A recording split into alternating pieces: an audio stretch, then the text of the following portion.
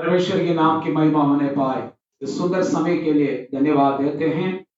विशेष परमेश्वर के राज्य और अनंत काल का जीवन इस क्लासों में पिछले दिनों में भाग लिया वाला सभी विश्वासी गणों के लिए, पासवानों के लिए, उनके परिवारों के लिए हम धन्यवाद देते हैं।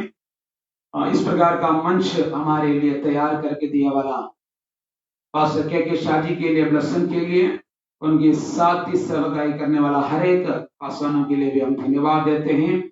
विशेष होली स्पिरिचुअल किंगडम पेज के लिए धन्यवाद देते हैं। यीशु के दरबार पेज के लिए हम धन्यवाद देते हैं।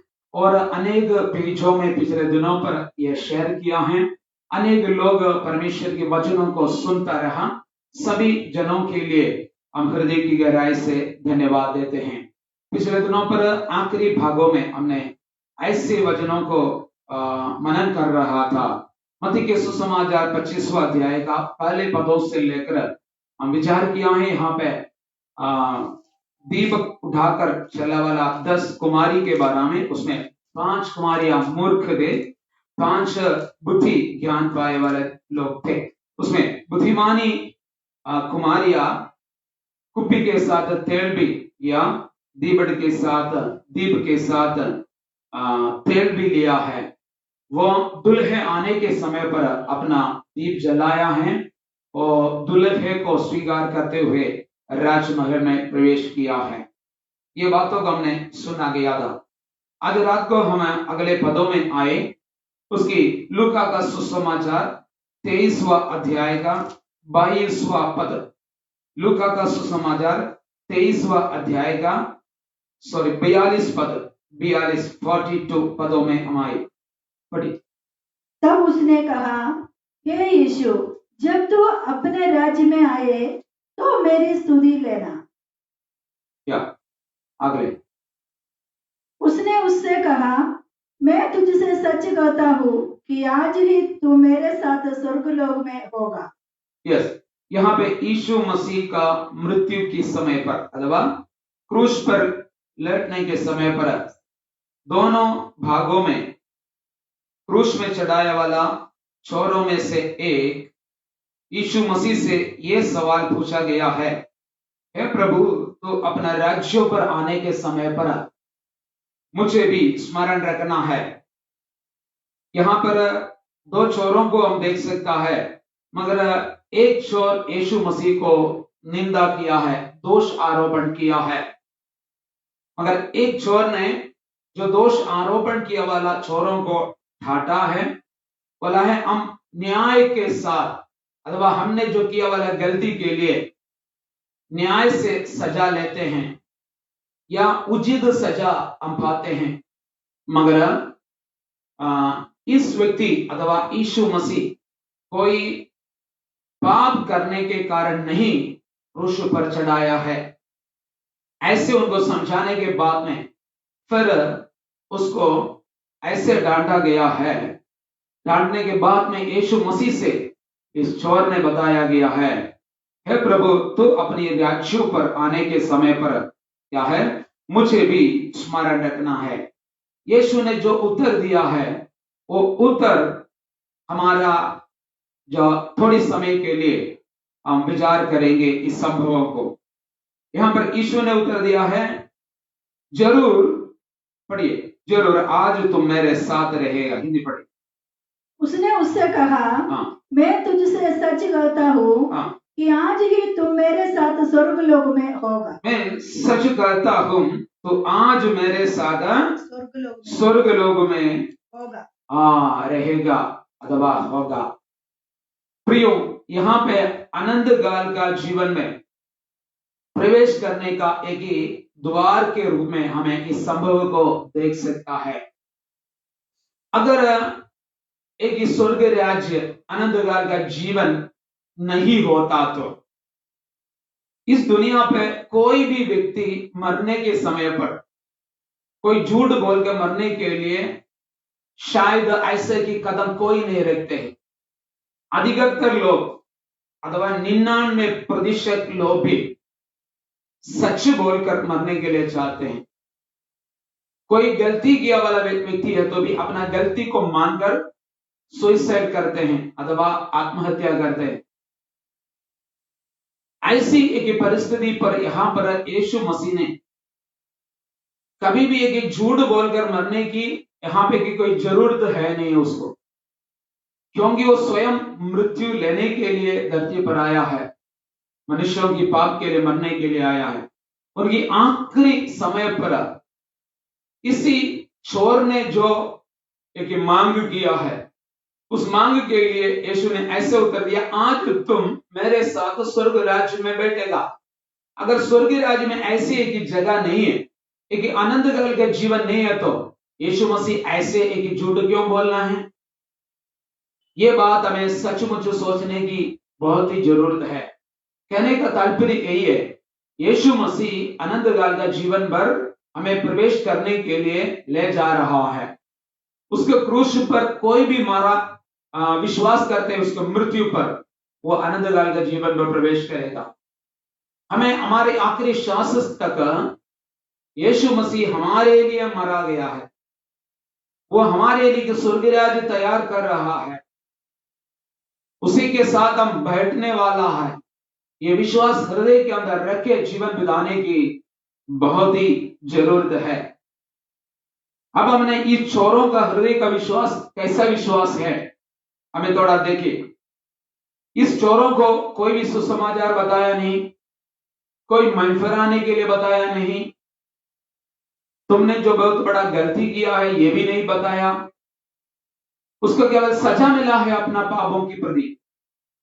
मगर इन्होंने जो क्रूस पर चढ़े हुए यीशु मसीह को बड़ा जोर से देखा गया है, तब उनको एक ही बातों को पता चला है। कोई बिना बातें करते हुए वो निशब्द चेहरे की ओर देखने के समय पर यीशु मसीह की वो चेहरे के बड़े जोर से देखने के समय पर बिना कोई बातचीत से कुछ बातों को ग्रहण करते हैं। इसलिए प्रेरित पौलुस ने इब्रानियों का पत्री 3 अध्याय, मेरे यादों से मैं बताने के लिए चाहता है, उसका 3 अध्याय पहले पद से लेकर पढ़े। तीसरा या हाँ सही है, तीसरा है, पढ़े। इसलिए हे पवित्र भाइयों, तुम जो स्वर्गीय बुलाहट में भागी हो, हे पवित्र लोगों अथवा पवित्र भाइयों, स्वर्गीय बुलाहट की भागी हो, हाँ सहभागी हो, उस प्रेरित और महायाजक यीशु पर जिसे हम अंगीकार करते हैं। ध्यानपूर्वक से, जिस यीशु मसीह को अथवा जिस प्रेरितों को महायाजक को हम अंगीकार करते हैं, ध्यान करो, उसको ध्यान करो। यहां पे ये चोर क्रूस पर लड़ते हुए यीशु मसीह को और ध्यान पूर्व देखा है। यहां पे क्या हमसे कहते हैं, बड़े ध्यान से देखो। वह अपने नियुक्त करने वाले के विश्वास योग्यता, वो अपने नियुक्त किया वाला लोगों के लिए अथवा पिता परमेश्वर के सामने बहुत ही विश्वास के योग्यता विश्वस्त व्यक्ति था। जैसा मूसा भी परमेश्वर के सारे घर में था, जो जैसे मूसा ने परमेश्वर के घरों में विश्वास योग्यता के साथ रहा, वैसे ही यीशु भी अपना भवन में जो अपना नियुक्त किया वाला प्रभु परमेश्वर के सामने विश्वास के योग्य रहा। उसकी 6वां पद, परंतु मसीह पुत्र के समान परमेश्वर के घर का अधिकारी है और उसका घर में हम है। यीशु भी जो परमेश्वर का घर में एक अधिकारी पाया वाला पुत्र के समान रह रहा है। यहां पर अधिप्रधान वाक्य हमने ये पढ़ने के लिए चाहते हैं। दूसरा पदों में ऐसे लिखा था, पहले पदों में जो हमारा महायाजक और हमारा प्रेरित यीशु मसीह को ध्यान से देखे। यीशु मसीह को 2 रीति से चित्रीकरण किया है। एक, महायाजक। महायाजक का उत्तरदायी क्या है? मनुष्य की जरूरतों को, मनुष्य की आवश्यकता को लेकर परमेश्वर के सामने खड़ा होना, यही है महायाजक का अथवा मनुष्य की पापों के प्रति लहू लेकर मनुष्य की पापों की क्षमा मिलने के लिए उसके लिए याग कर या बलि चढ़ाकर उसकी बलि लहू लेकर या बलि चढ़ाए वाला लहू लेकर पिता परमेश्वर के सामने खड़ा होना। और भविष्यवक्ता या प्रेरितों का विशेषता क्या है? प्रेरित परमेश्वर की संदेश को लेकर मनुष्य के सामने खड़ा होना, अथवा भविष्यवक्ता का भी एक ही काम है, परमेश्वर की ओर से दर्शन पाकर संदेश पाकर मनुष्य को बताना है। यही है जो भविष्यवक्ता का कार्य। वैसे ही प्रेरितों का काम यही है, परमेश्वर की जो उत्तरदायी है, जो परमेश्वर धरती पर जो स्थापना करने के लिए चाहते हैं कलीसिया को, वो कलीसिया को परमेश्वर का संदेश को लेकर कलीसिया को स्थापना करना है जो प्रेरितों का कार्य। वैसे ही परमेश्वर के राज्य की स्थापना इस धरती पर करने के लिए, कलीसिया को स्थापना करने के लिए, अपने चेलों को तैयार करने के लिए यीशु मसीह यहां पर आया है दूसरे के महायाजक के रूप में। अब उसी को बड़े ध्यान पूर्वक से देखने के लिए यहां पर बताते हैं। अब देखो, ये चोर ने यीशु मसीह को क्रूस पर लेटते हुए बड़े जोर से उसकी चेहरे की ओर देखने के समय पर कोई भी बिना सुसमाचार बिना बांटे कुछ बातों को उन्होंने ग्रहण किया है। वो बात क्या क्या था? एक, ध्यान पूर्वक सुनिए, एक, यीशु मसीह एक ही राजा है। क्या है? यीशु मसीह एक राजा है। दूसरी बात, यीशु मसीह अपना वापस ही आएंगे। यीशु मसीह स्वर्ग, अभी मरने के बाद, जी उठने के बाद में, स्वर्ग राज्य में जाने के बाद में वो वापस ही आने वाला है। ये चोरों की शब्दों से हमें पता चलता है इतना बात। दूसरी बात, तीसरा बात, अपना राज्यों में वो आएंगे।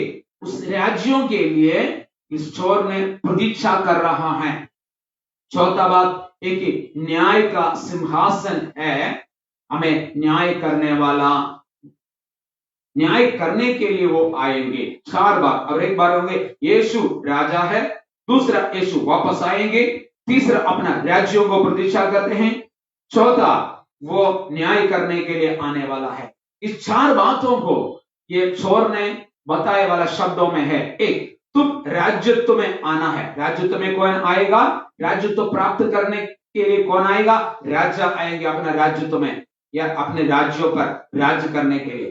दूसरी, वो आने वाला है, वो आए तो राज्यत्व में आने के समय पर।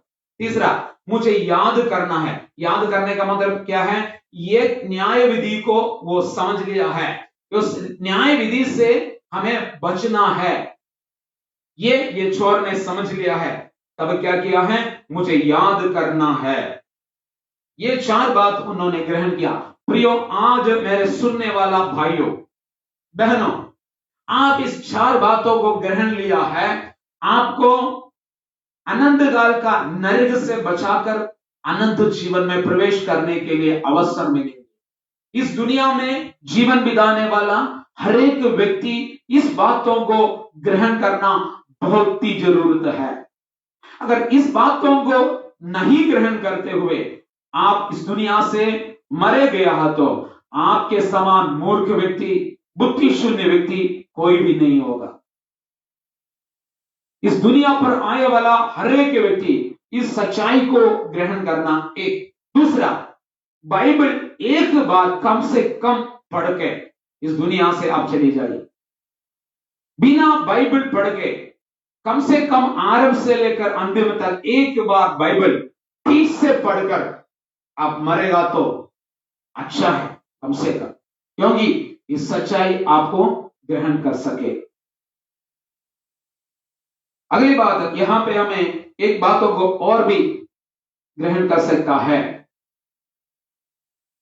यीशु मसीह ने उसको निमंत्रण दिया है, आज तुम मेरे साथ स्वर्ग राज्य में बैठेंगे। उत्तर दिया है। यहां पे यीशु मसीह आखिरी प्रार्थना भी सुनने वाला है। एक व्यक्ति जीवन भर पूरे पाप किया है, कितना बड़ा कठोर पाप किया है, अब कितना मूर्ख व्यक्ति है अथवा कितना बड़ा पाप किया व्यक्ति हो, आप अपना ईमानदारी से आखिरी समय है तो भी अगर प्रार्थना किया तो भी वो स्वर्ग सुनने वाला परमेश्वर है। यहां पे अब देखा जाएगा तो उनकी प्रार्थना, पुकारना, रोने वाला आवाज को यीशु मसीह ने सुन लिया है। समुद्र में जगास में रोने वालों को भी आवाज सुनने वाला यीशु।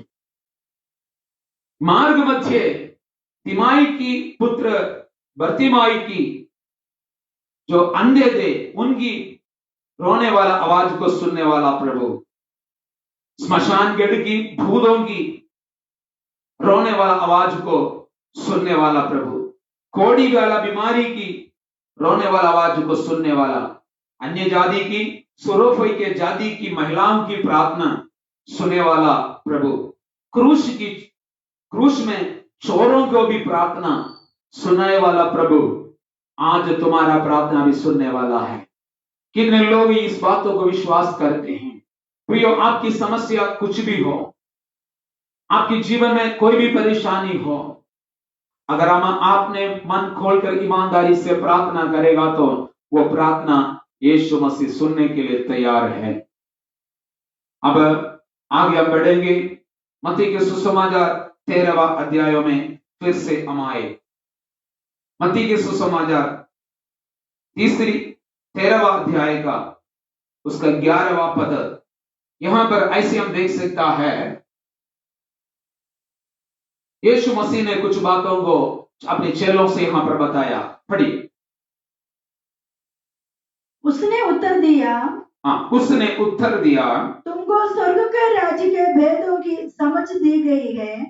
तुम्हें स्वर्ग राज्य का भेद को समझने के लिए वरदान दिया है। क्या दिया है? वरदान दिया है। पढ़िए। पर उनको नहीं। पर उनको नहीं। यहां पे यीशु मसीह ने अपनी चेलों से जो बताया 10 पदों में हम देखा है तो ऐसे लिखा है, अपने चेलों को अपना पास बुलाकर कई उपमाओं से या उदाहरणों से यीशु मसीह स्वर्ग राज्य के बारे में उनको जो बताया। फिर बताया गया है स्वर्ग राज्य का मर्मों को जानने के लिए तुम्हें वरदान मिला है। प्रियो, यहां पर एक बातों को स्वर्ग राज्य के बारे में ग्रहण करना है तो हमें एक वरदान को पाने की जरूरत है। पिछले दिनों पर हमने ये बात सुना गया है, मरकुस का 16 में ऐसे लिखा गया है, यीशु मरने के बाद जी उठने के बाद में भी स्वर्ग राज्य के बारे में प्रचार किया है।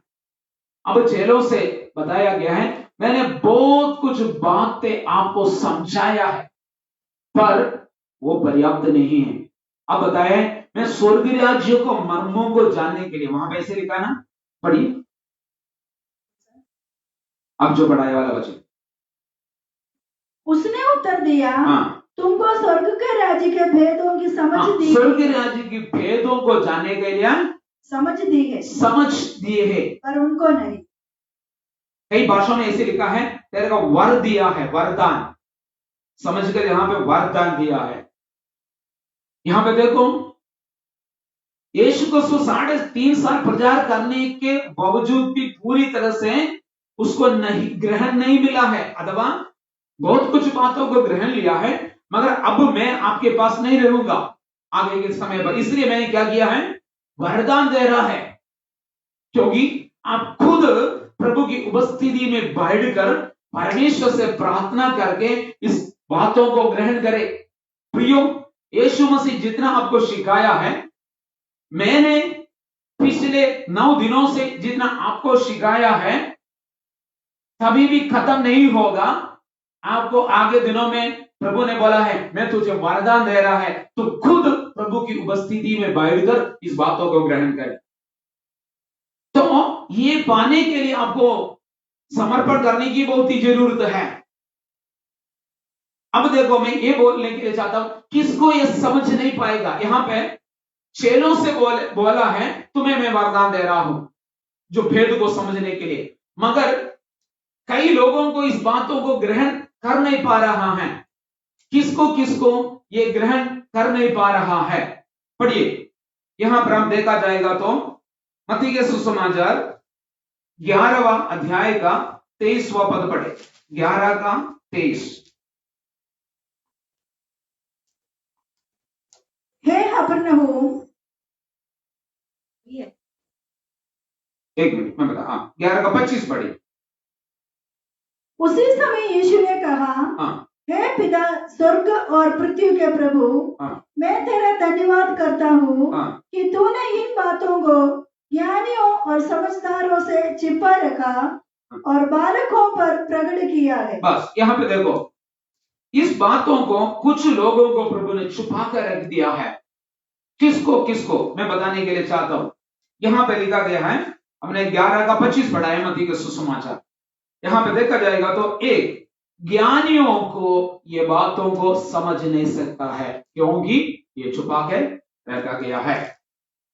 दूसरी, विवेकियों को, बुद्धिमानियों को, विवेक पाए वाला, इसका मतलब है दुनिया के जो नॉलेज, ऐसे हम निकाल सकता है इसके अंदर, ज्ञान पाए वाला या विवेक पाए वाला, एक बड़ी बुद्धिमानी एक। दूसरा है तो दुनिया का जो नॉलेज, बहुत अच्छा तरह से पढ़ा लिखा वाला है, ग्रेजुएट है या एमए पढ़ा, बीए पढ़ा या डॉक्टरेट लिया है, तो उन लोगों को भी बाइबल कहते हैं नहीं, वो उनके लिए छुपा कर रखा गया, ग्रहण कर नहीं सकता है।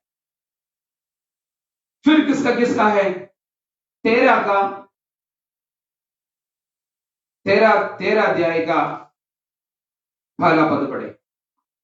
उसी दिन यीशु घर से निकलकर झील के किनारे जा बैठा और उसके पास ऐसी बड़ी भीड़ इकट्ठी हुई, नाव पर चढ़ा गया। बस यहाँ पे देखो, 13वां अध्याय पर लोग यीशु मसीह के पीछे चल रहा था, यीशु मसीह के पीछे बहुत बड़ा एक भीड़ था। तब उनकी मध्य में से यीशु मसीह चेलों को अलग करके पिछले समय पर बताया था, स्वर्ग राज्य का भेद समझने के लिए तुम्हें वरदान मिला है, मगर इनको नहीं मिला है। इसका मतलब है भीड़ भाड़ को यह नहीं मिला है, यह साधारण लोगों को यह समझ नहीं सकता है, ज्ञानियों को यह समझ नहीं सकता है, इस दुनिया का समझ ज्ञान पाए वाले व्यक्तियों को यह समझ नहीं सकता है। अगले बताएगा तो फरीसियों को, शास्त्रियों को, 12वां अध्याय का 18 पदों में। यहां पे मत्ती के सुसमाचार 6वां अध्याय में हमें देखा है, कई लोग यीशु मसीह को छोड़कर चले गया है। वो कौन था? फरीसियों ने, शास्त्रियों ने ये कठिन उपदेश बोलकर। इसका मतलब है फरीसियों को, शास्त्रियों को, भीड़, साधारण लोगों को, बुद्धिमानियों को, संसार का ज्ञान पाए वाला लोगों को इस बातों को ग्रहण कर नहीं पाएगा। इसलिए बाइबल को पढ़ सकता है, क्वेश्चन आंसर का रूप में बाइबल को समझ सकता है। यीशु का पिता कौन है? यीशु का माता कौन है? यीशु ने कहां प्रचार किया है, कहां बैठ गया था, किसको किसको चंगाई किया है, ये सवाल को बाइबल पढ़ेगा तो उत्तर पा सकता है। मगर वचन का जो भेद है, स्वर्ग राज्य का दर्शन है, वो प्राप्त कर नहीं सकता है। आपको पता है महात्मा गांधी भी बाइबल के बहुत कुछ आयतें मन के अंदर बाएं हाथ सीखा था।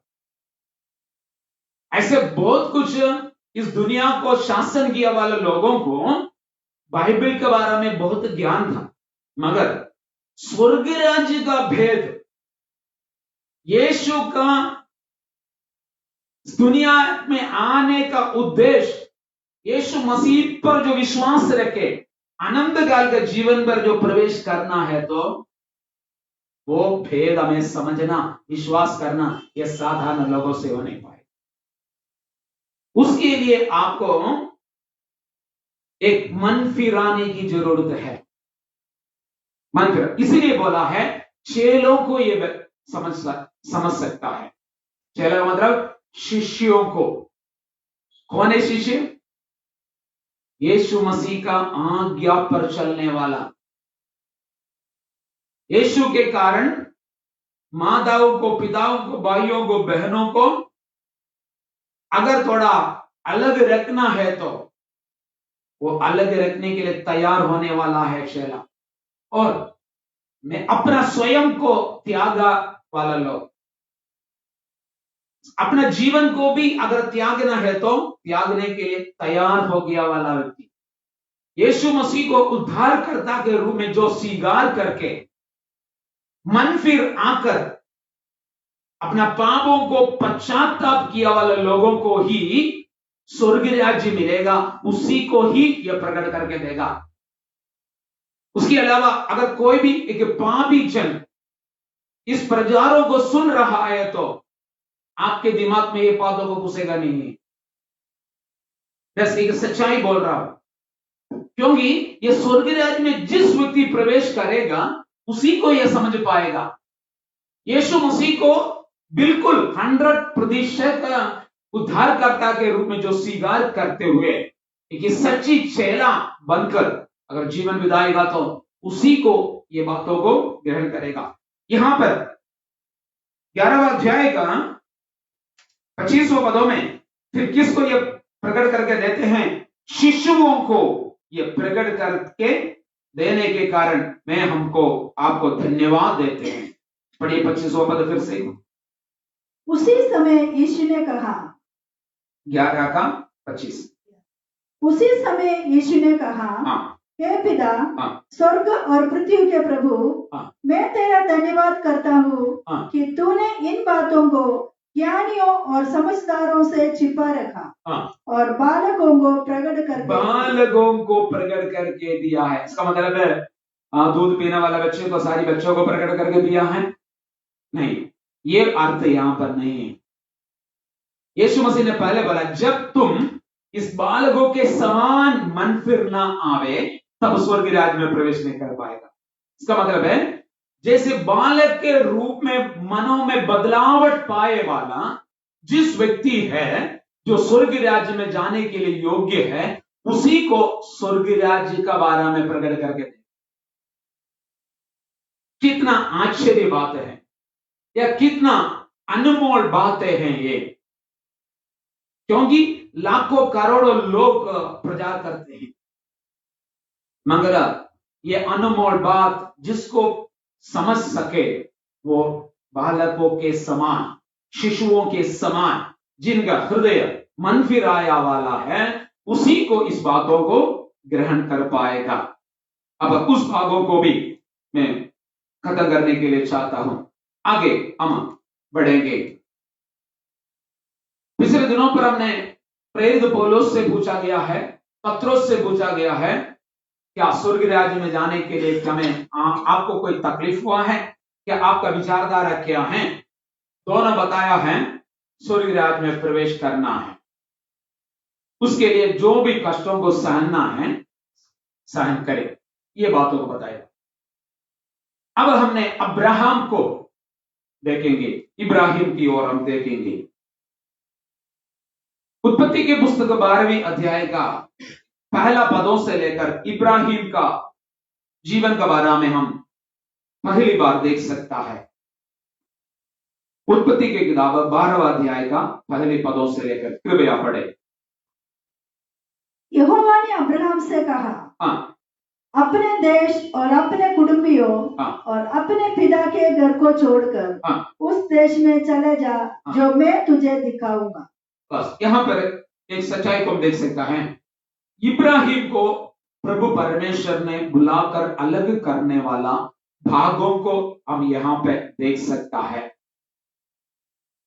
इब्राहिम का पृष्ठभूमि, जिस परिस्थिति पे वो रह रहा था, जिस पापों में वो रह रहा था, सच्चे परमेश्वर के छोड़कर और अन्य रीति से वो उपासना करते हुए, आराधना करते हुए जीवन बिता रहा था। यहां पर उस परिस्थिति से इब्राहिम को परमेश्वर ने बुलाकर अलग करके ये कहा गया है, जो मैं तुम्हें वायदा देने वाला देश में तुम चले जाना, मैं तुम्हें दिखाने वाला। एक ये देश की नाम नहीं कहा, कहां जाना है ये भी नहीं कहा, मगर तुम यहां से तुम्हारा अपना पितृ भवनों को, अपना प्रिय जनों को छोड़कर क्या करना है, मैं जो जगह को दिखाऊंगा तुम वहां पर जाना है। और दूसरा पदों से लेकर, और मैं तुझसे एक बड़ी जाति बनाऊंगा। यहां पे अब्राहम को, ये इब्राहिम को कुछ वायदा दे रहा है। एक, तुम्हें एक बड़ी जाति बनाऊंगा, और तुझे आशीष दूंगा। दूसरा, तुम्हें आशीष दूंगा, और तेरा नाम महान करूंगा, तेरे नाम को मैं महान करूंगा, और तुम आशीष का मूल होगा, तुम आशीष का मूल होगा, तुम्हारी कारण सारी जातियां आशीष पाएगा। यही परमेश्वर अब्राहम को दिया वाला वायदा। और अब्राहम, परमेश्वर ने कहा गया था, तुम जो देश में जाएगा उसको देखो, 12 का 6वां पद से फिर से पढ़े, 6वां पद से। उस देश के बीच से जाते हुए अब्राहम शेकोम में, जहां मोरे का बाजा वृक्ष है, पहुंचा। यहां पे देखो, यहां पे परमेश्वर ने अब्राहम से कहने का मतलब ये था, तुम एक सिर उठाकर देखो। दूसरी, जो तुम्हें पैर रखने वाला, जो तू कदम रखने वाला जगह सारा तेरा ही हो जाएगा। बाइबल के अंदर वो किसी को ऐसा एक वायदा भी नहीं दिया। तुम सिर उठाकर देखो, मैं तुम्हें जिस देशों को तू देखोगे, उस देश में जिस भागों में तू कदम रखोगे वो सारा तेरा हो जाएगा। अगर आपसे इस वायदा दिया गया तो आप एक मिनट भी एक दिन में बैठेगा नहीं, सांस भी नहीं लेगा, ऐसा तुम भाग के रहेगा, भाग दौड़ करेगा, क्योंकि तारा सारा वश में करने के लिए। इब्राहिम को भी ऐसा वायदा दिया, मगर वो समझदारी के साथ कदम रखा गया है। वो कदम रखा वाला देश सारा उनका हो चुका है, उनका ही बन गया है, उनका संतानों के लिए। तभी भी वो कैसे रहा, ये बातों को हमें ग्रहण करना बहुत ही जरूरत है। यहां पर देखिए 6वां पद से लेकर फिर से पढ़े। उस देश के बीच से, उस देश के बीच में से जाते हुए अब्राहम शेकोम में, जहां मोरे का बांज वृक्ष है, पहुंचा। यहां पे देखो, उसी देश से निकल के बांज वृक्ष के वहां पर पहुंचा गया। और उस समय उस देश पर कनानी लोग रहते थे। तब यहोवा ने इब्राहिम को दर्शन देकर कहा, यह देश मैं तेरे वंश को दूंगा, मैं ये देश को तेरे वंश को दूंगा। और उसने वहां यहोवा के लिए, जिसने उस दर्शन दिया था, एक वेदी बनाया। और फिर वहां से आगे बढ़कर उस पहाड़ पर आया, जो बेतेल के पूर्व की ओर है, और अपना तंबू उस स्थान में खड़ा किया, जिसके पश्चिम की ओर तो बेतेल और पूर्व की ओर ये है। बस यहाँ पे देखो, वहां पर सबसे बड़ा आशीष पाने वाला व्यक्ति है। जो तुम कदम रखोगे, जो तुम सिर उठा कर देखो, वो तेरा देश तुम्हारा हो जाएगा। ऐसे सब कुछ वायदा देने के बाद में वो देश में, अपना ही देश में, स्वयं की देश में, परमेश्वर दिया वाला देशों पर कैसा रहा है, ये बातों को हमें ग्रहण करना है। वहां पर तंबू बनाकर वो रहा है। क्यों? अपना 4 मंजिल का इमारत बना नहीं सकता था। अब्राहम के जैसे धनिक और कोई था उसी समय, बहुत कम लोग था। फिर इतना धनी होने के बाद में भी, अगर आप लोग से कोई भी रहता तो कम से कम 4 मंजिल का मकान बना के वहां पर रहने शुरू होते थे। 2 अच्छा वाला गाड़ी भी खरीद कर आपने हमेशा के लिए स्थायी रूप से वहां पर रह सकता। मगर यहां पे अब्राहम ने क्या किया है, जो अन्य देश में, इब्रानियों का पुस्तक 11वां अध्याय का 9वीं पद पढ़े। हाँ,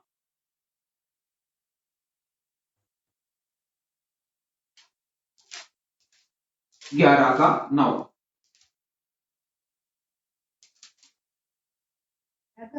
हाँ, विश्वास ही उसने प्रतिज्ञा किया हुआ देश में। हाँ, जो देखो यहाँ पे क्या लिखा है, पौलुस ने लिखा गया है जो उनको वायदा दिया वाला।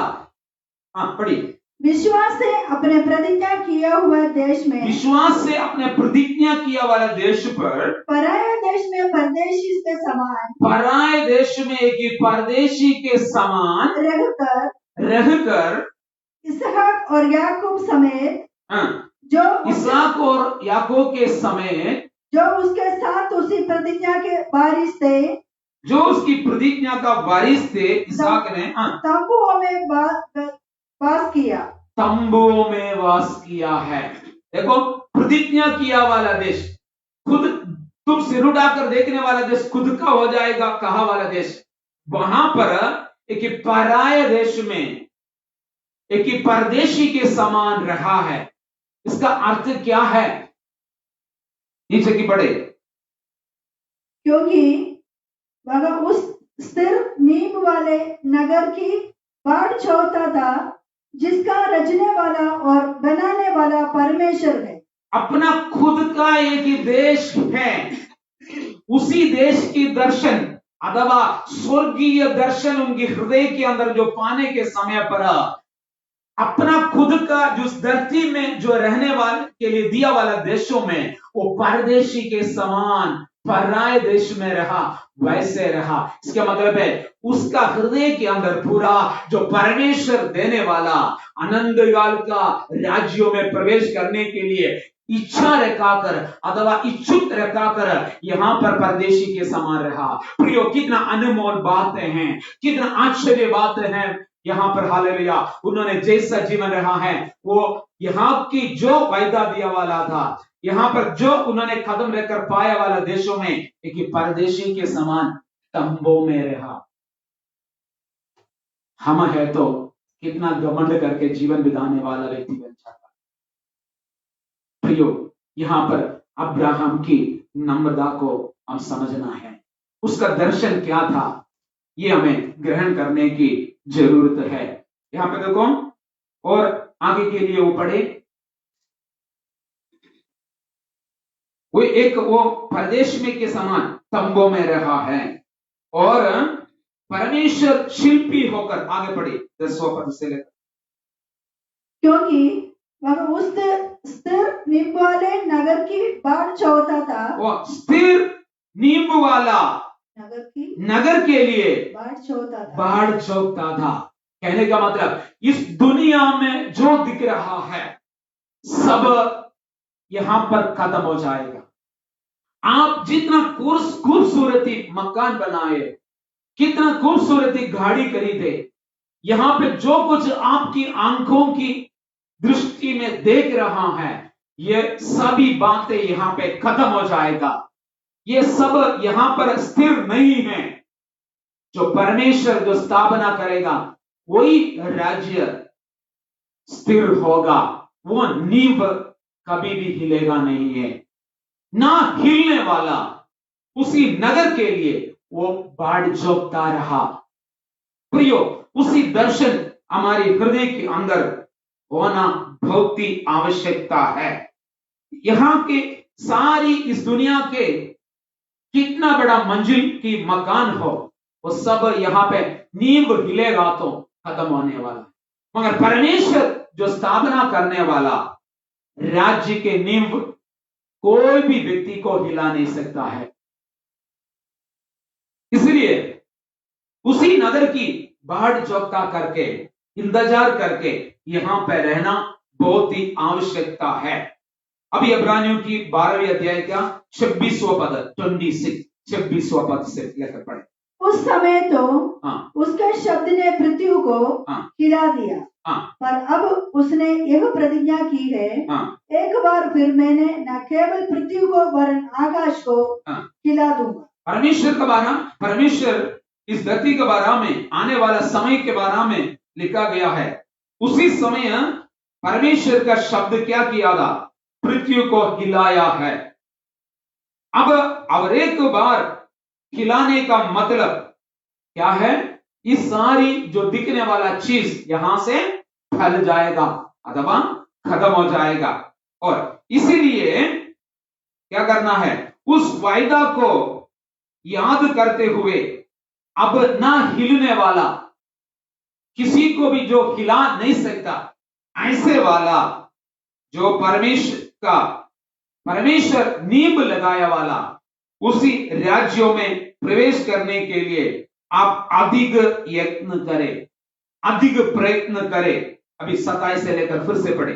और यह वाक्य एक बार फिर इस बात को प्रकट करता है, इस बातों को प्रकट करता है कि जो वस्तुएं हिलाई जाती है, जो वस्तुएं हिलाई जाती है, वे सृजी हुई वस्तुएं होने का कारण टल जाएगी। वो सृजी हुई या बनाई हुई वस्तु होने के कारण टल जाएगा। और ताकि हिलाई नहीं जाती, जो वस्तुएं हिलाई नहीं जाती, वे अटल बनी रहे, वो हमेशा के लिए अटल बनी रहे।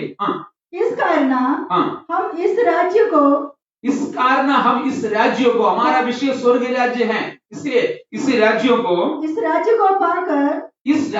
पाकर जो हिलने का नहीं कृतज्ञ हो और कृतज्ञता के साथ, भक्ति के साथ और भय सहित परमेश्वर की ऐसी आराधना करे, भक्ति के साथ ऐसे परमेश्वर की आराधना करे जिससे वो प्रसन्न होता है, जिससे वो प्रसन्न होता है। प्रियो, उसी जो नहीं हिलने वाला, उसी राज्यों को प्राप्त करने के लिए यहाँ पे क्या करना है? भय और भक्ति के साथ परमेश्वर को जो प्रसन्नता कर सकता है, ऐसे सेवा करे, ऐसी आराधना करे। यही प्रियो इस दुनिया में हमें आवश्यक है। अब ये बातों को ग्रहण करना बहुत ही आवश्यक है। हमारी आदिम पिता लोग उसी दर्शन प्राप्त कर आगे बढ़ा था। अब इब्रानियों का किताब 11वां अध्याय का 13वां पद पढ़े। एक पन्ना। ये सब विश्वास की दशा में मरे और उन्होंने प्रतिज्ञा की। यहाँ पे विश्वास वीर लोगों के बारे में लिखा गया है 11वां अध्याय। बहुत ही पुरानी प्राचीन विश्वासी गण कैसे विश्वास में जीत हासिल किया है, उसके बारे में लिखा गया है। वो पदों को लिखने के समय पर 13वां पदों में ऐसे लिखा गया है, ये सब विश्वास की दशा में मरे, विश्वास की दशा में मरा है, और उन्होंने प्रतिज्ञा की हुई वस्तुएं नहीं पाई। मगर उन लोग क्या नहीं पाया है? प्रतिज्ञा किया वाला वस्तु नहीं पाया, मगर विश्वास से मरा। पर उन्हें दूर से देखकर, उन्होंने उस प्रतिज्ञा किया वाला देशों को दूर से देखा कर आनंदित होकर और मान लिया कि हम पृथ्वी पर परदेशी और हम पृथ्वी पर परदेशी है, ऐसे मानकर विश्वास में वो मारा गया था। उसकी प्रतिज्ञा किया वाला देश अपना हाथ में नहीं मिला था, उसमें प्रवेश भी नहीं किया था। जैसे मूसा के बारे में आपको जानता है, वो कनान देश को दूर से देखा है विश्वास से, मगर कनान के अंदर प्रवेश नहीं किया है। मगर उन्होंने क्या किया था? विश्वास से मारा गया था।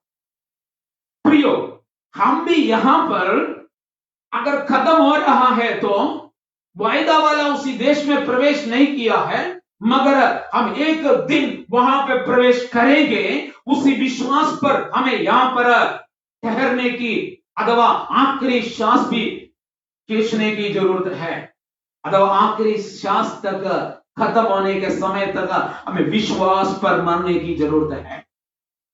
प्रेरित पौलुस ने कहने का तात्पर्य यही था, पुरानी नियम के विश्वासी गण इसी विश्वास में प्रवेश कर नहीं पाया है, मगर हमें इस विश्वास पर खत्म रखने के लिए हमें अवसर दिया है परमेश्वर ने। कितना महान कार्य यहां पर हुई है। वो सभी लोग क्या हृदय के अंदर था? अपना एक पवित्र देश को हृदय के अंदर रखाकर जीवन बिताया। कहने का मतलब यह वचन के अर्थ है, एक पितृ देश को अपना हृदय पर रखाकर यहां पर विश्वास से मारा गया था। दूसरा, अगर मिस्र से निकला वाले लोगों को वापसी जाने के लिए अवसर था, मगर क्यों वापसी नहीं गया है? उसी के लिए ये वायदा वाला देश था। उसी देश में एक दिन हम प्रवेश करेंगे सोचकर अथवा विश्वास कराकर मरुभूमि में मारा गया था। वापस जाने के लिए मौका था, मगर कभी भी वापस ही नहीं गया था। तीसरी बात यही है, अधिक उत्तम चीजों को उन्होंने आशा रखा गया।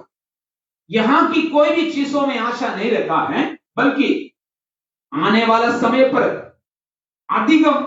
अधिक उत्तम चीजों पर प्रतीक्षा आशा रखाकर उन लोग जीवन बिताए था।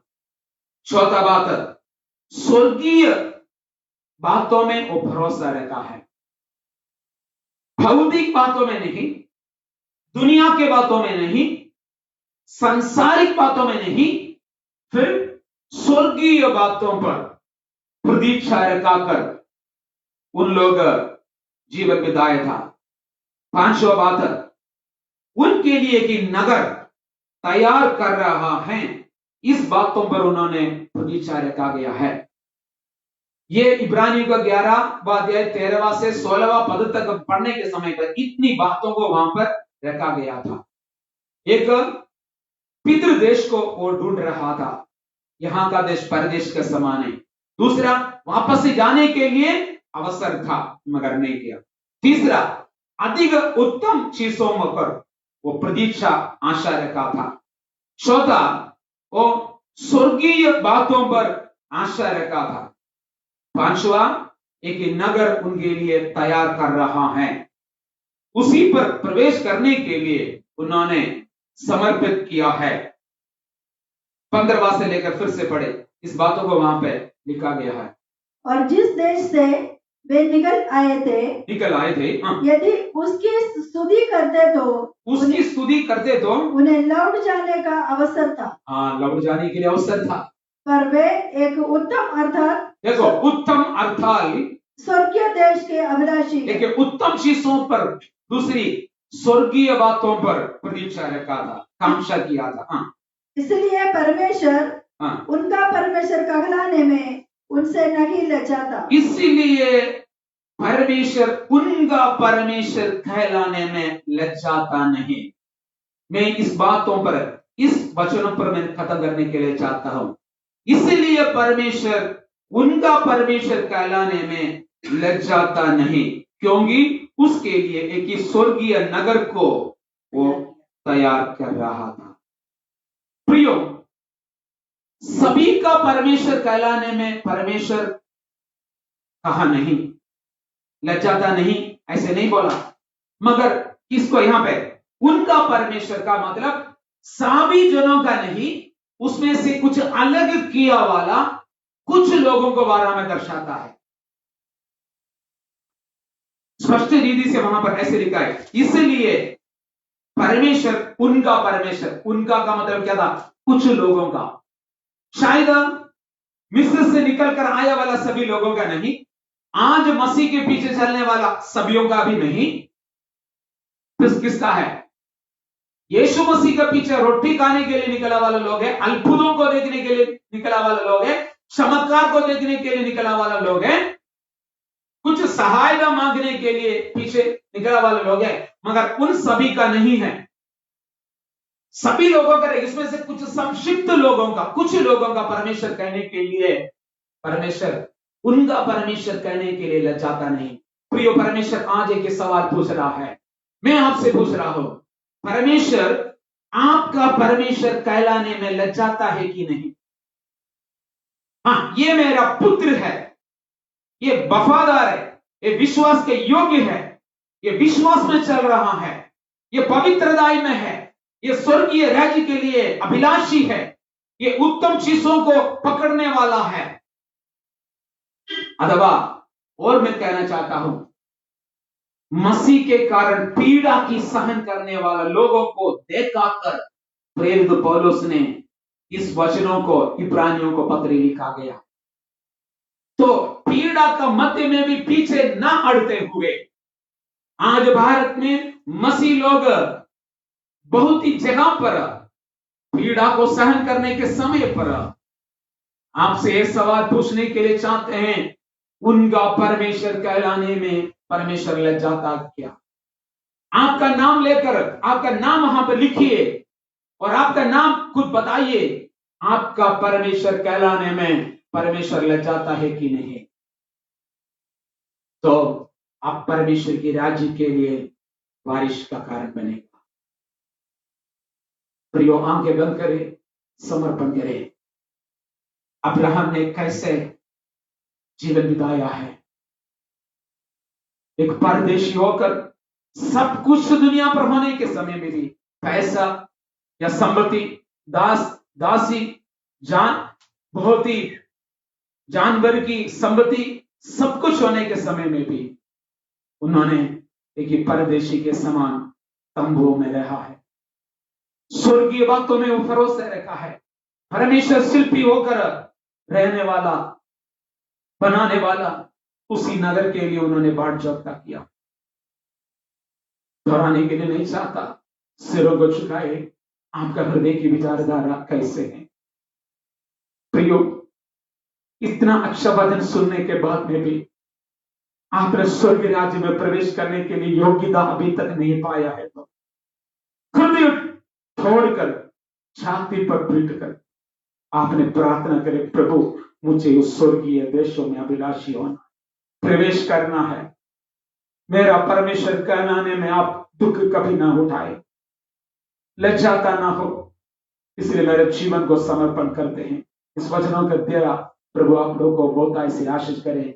इस समय परमेश्वर के दासों को हाथों में इस समय को देते हैं। प्रभु आप लोगों को बहुत ऐसे आशीष करें। आमीन।